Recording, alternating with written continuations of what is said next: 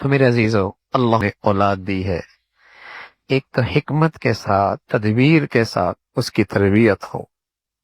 وقت بہت مشکل ہو گیا ہے اولاد کے سلسلے میں۔ اسے پیار دو، اسے محبت دو، اسے اپنے ساتھ قریب کرو۔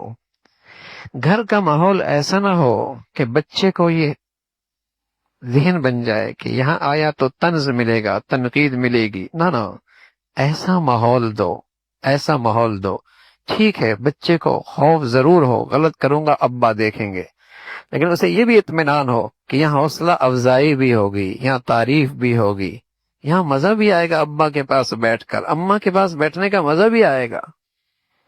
اگر اسے قدم قدم پہ ہر وقت طنز ملا، تنقید ملی، تو وہ آپ کی صحبت سے دور جائے گا۔ اور ظاہر ہے ماں باپ سے زیادہ مہربان کون ہو سکتا ہے؟ کس کے ماحول میں جا بیٹھے گا؟ اور اب تو بری صحبت آسان ہے۔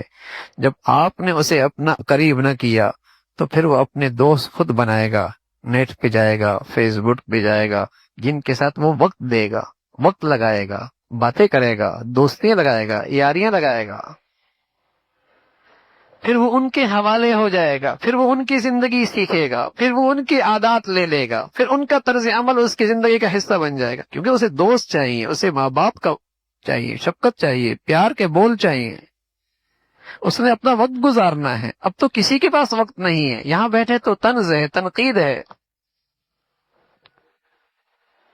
تو گھر کی فضا ایسی نہ ہو کہ بچے کے لیے وہاں بیٹھنا ہی مسئلہ مشکل ہو جائے۔ اس میں ضروری ہے میاں بیوی کے آپس میں ہم آہنگی ہو، سوچ ایک ہو، فکر ایک ہو، ان کی سوچ ایک ہو، فکر ایک ہو۔ اس بچے پہ بڑا ظلم ہوتا ہے جہاں گھر کے ان دو آدمیوں کے درمیان سوچ کا انتشار ہوتا ہے، بچہ دو کشتیوں کا شکار ہو جاتا ہے، اور وہ بھی بڑا ظلم ہوتا ہے۔ ادارے کا ماحول اور گھر کا ماحول اور، بچہ پھر پریشان ہوتا ہے، گھر کچھ اور دیکھتا ہوں، ادارے میں کچھ اور دیکھتا ہوں، تعلیمی ادارے کی فضا کچھ اور ہے، گھر کی فضا کچھ اور ہے۔ معصوم بچہ ہے، وہ ذہنی انتشار کا شکار ہو جائے گا۔ اولاد کی تربیت میں سب سے بڑی چیز ہے اسے صحبت اچھی دیں، اور بڑا وقت اس کا گھر میں ہے۔ اس کے دائیں بائیں دیکھیں، نظر رکھیں، اس کے ہاتھ میں کیا ہے، اٹھتا بیٹھتا کن لوگوں کے ساتھ ہے۔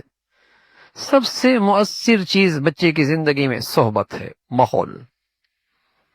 آپ کس تعلیمی ادارے میں بھیج رہے ہیں، کس درسگاہ میں بھیج رہے ہیں، گھر کا ماحول اسے کیسے دے رہے ہیں، اس پہ نظر ہو۔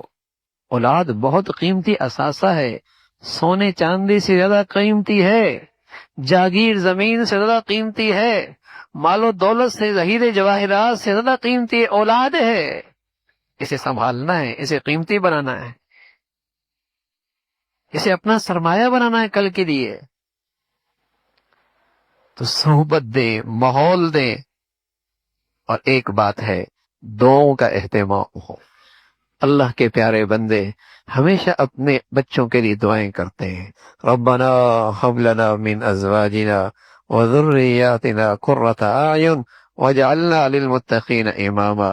یہ 19ویں پارے میں ہے، یاد کر لیا جائے، مفہوم بھی ذہن میں ہو، اور بڑی گڑ گڑا کر کے مختلف مواقع میں اس دعا کا اہتمام ہو۔